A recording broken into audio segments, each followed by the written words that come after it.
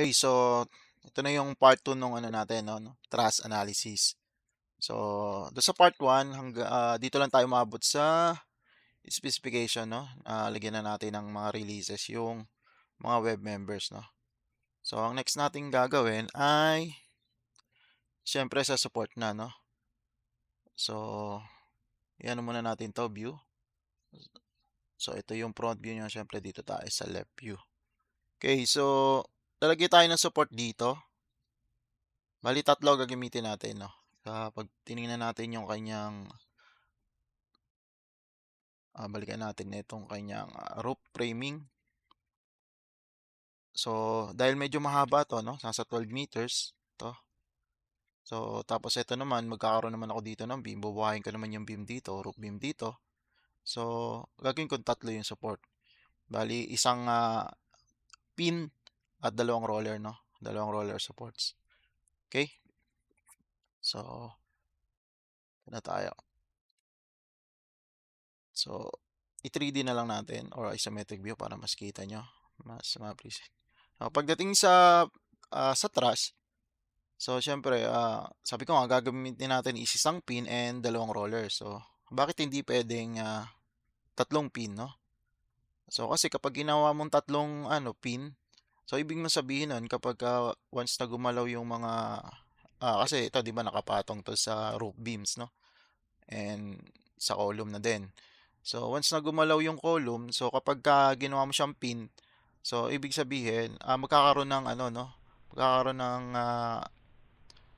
ah, tension dito sa bottom chords. Kasi hindi mo inaalaw yung movement 'no. Samantalang kung maglalagay tayo ng rollers, so ibig sabihin, parang ganito 'no. So itong, inaalaw natin yung movement na 'pag gano'n 'no, and siyempre 'pag gano'n din. So kunyari ito ilalagay natin dito ay pin, tapos dito ay dalawang roller 'no. Siya ganyan 'no, pasensya na sa drawing ko 'no, ayan.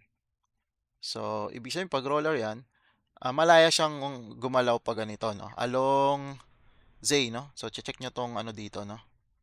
So depende sa kung paano niyo minodel ang inyong truss. So siyempre katulad nito, naka-model ako ng eto, Z niya 'pag ano 'no, along Z axis. So ang movement ko is 'pag gano'n siyempre, okey? So, let's begin. Siyempre create tayo 'no. So dito makikita niyo sa support, meron na ditong pin 'no. So pero hindi ito yung gagamitin natin.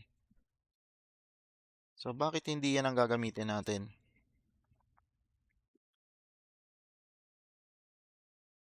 So kasi, ah, nakaano tayo 'no, so ito kasi pang 3D. Ito yung dinesign natin 'tong ano, naka 2D pa lang siya 'no. So 'pag ginawa natin kasi 'to na eto yung, default na pin support, so mangyayari niyan is, ah, magkakaroon ng ano 'no, so dito sa Z-axis, so ito kasi allow natin siya ng ano, so umikot siyang 'pag gano'n, sa X and sa Y. So kapagka inallow natin siya, so parang ganito, imagination. So itong MX, so ito yung MX 'pag gano'n. So ibig sabihin i-allow natin siyang mag-rotate na kunyari ito yung ano 'no, ito yung roller natin. Ay sorry, ito nga pala yung pin. So inallow natin siyang umikot 'pag gano'n 'no. So kumbaga ni-release natin 'to, yung MX. So i-allow natin. Ngayon 'pag naman MY, nasaan ang MY? Ito. So top view naman 'no, 'pag gano'n. 'Pag gano'n naman 'no. So ina-allow natin siyang umikot ng gano'n. Ngayon ang, pinaka-last yung MZ. So ito yung Z natin 'no, Z axis. So mahirap siyang i-ano 'no. So punta na lang tayo sa front view. So close muna natin 'to, front view. So ibig sabihin 'pag nasa front view siya, so kapagka naka-release yung MX, MZ, Z pala, Z. Kasi ito yung Z. Yung Z is yung nakaharap sa atin 'no, na axis. So ibig sabihin, parang ang dating nun, ina-allow natin 'tong truss na 'to na umikot. So, ibig sabihin, tatagilid yung ating thrust, no? So, kailangan may restrain yung ano natin, yung thrust natin para hindi siya tumumba, no? Okay lang dun sa MY saka MX kasi ano naman yon, no? So, yun naman talaga yung behavior ng pin support. So, sa mga tuwid, ang gagawin natin dito ay saan na ba to? Kikreate tayo ng pin support, no? Ito yung pin support na default, gagawa tayo gamit ang enforce bat. So, this time, ang gagawin natin ay, syempre ganun, syempre naka-restrain yung FX, FYMC, so hindi siya gagalaw, no? May, naka-restrict yung movement niya or translation niya dito. Pero, i-release natin ang MX at MY. Okay? So, parang ganito, pag bumalik tayo sa pin, mapansin nyo, ang naka-release dyan, yung tatlo, di ba? Naka-release si MX, MY, or lahat ng moment, no? Pero pagdating sa enforce bat, ang i-release lang natin, itong dalawa lang. So, ibig sabihin magkakaroon tayo ng restrain dito sa MX o yung pag inimagine nyo itong ano, itong thrust na to, yung pagtumba niya, no? So, kailangan mayroong restrain siya para hindi siya tumumba. So, kaya ito talaga yung dapat nating gamitin as pin support. So, create na natin. Ayan. So, syempre, another one is for the roller naman. So, create ulit tayo. Syempre, walang roller dito sa default ng support ng stud. So, gagawa ulit tayo gamit si enforce bat.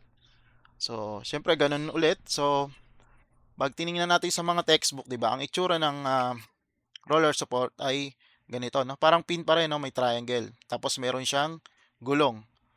So, yung gulong na yun, ang nire-represent niya is malaya siya magkaroon ng movement dito o translation, no?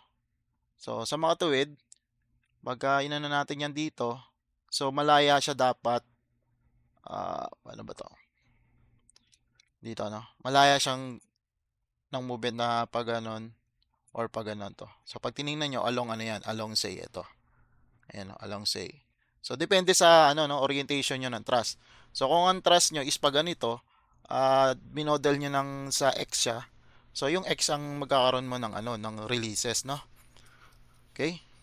So, gawin na natin. So, create. So, ganun ulit. And force bat, syempre, ito ay naka-restrain ng FX, FYFC. Tapos, ay sorry, yung FX pala, no, release. Release yung FZ kasi nga, para magkaroon translational dito. Along say axis. Tapos, syempre, ganun ulit dahil para siyang pin, no? So, kaya naka-ano pa rin ang MX and MY. Naka-release. So, ayan. So, naka-release ang MX and MY para maging pin. Tapos, FSA para dun sa kanyang roller, no? Para gumagalaw siya dun. So, sabi ko nga, hindi mo pwedeng gawing tong lahat na pin. So, pag ginawa mo yon, ibig sabihin na nakapix siya, no? Or, hindi nakapix. I mean, na nakapit siya doon sa, ano, no? Sa mismong, kung biga and poste. So, once na gumalaw yung poste, yung biga, so, magkakaroon ng tension to. Itong bottom coil, mahihila siya, no? So, sa actual naman yan, so katulad ng mga ano natin, traditional natin. So, ang nilalagay sa atin, no, ay ganito, no? Ayan. So, ano yan? So, ito yung mga dowel, no? Pag mga dowel, so, ang ano niyan is roller yon.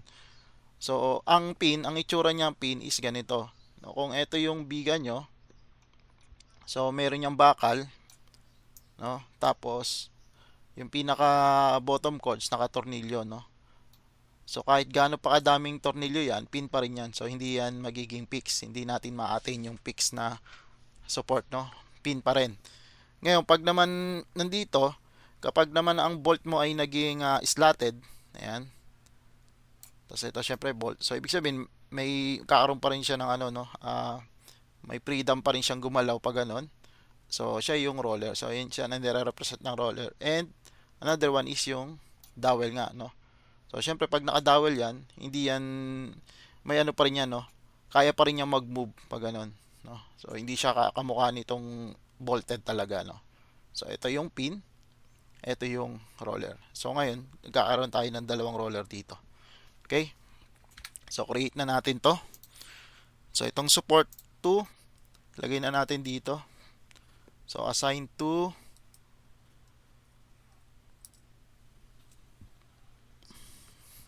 So, dapat pala node muna, no? Ay, nawala. So, assign natin to. Ito yung pin. Ayan. Assign to selected node. Yes. Ayan yung pin. Tapos, ito naman yung roller, yung, syempre, yung center. Select ko muna si ginawa nating roller. Ayan. So, another one is ito. Excuse me. Assign to selected node. Ayan. Okay. So, ayan na. Kompleto na, no? So, double check lang natin. So, ayan. Naka-release yung moment. Tapos, ito. Naka-release yung moment and FSay. Okay na. So, meron na tayong support. Trust na may tatlong supports, no?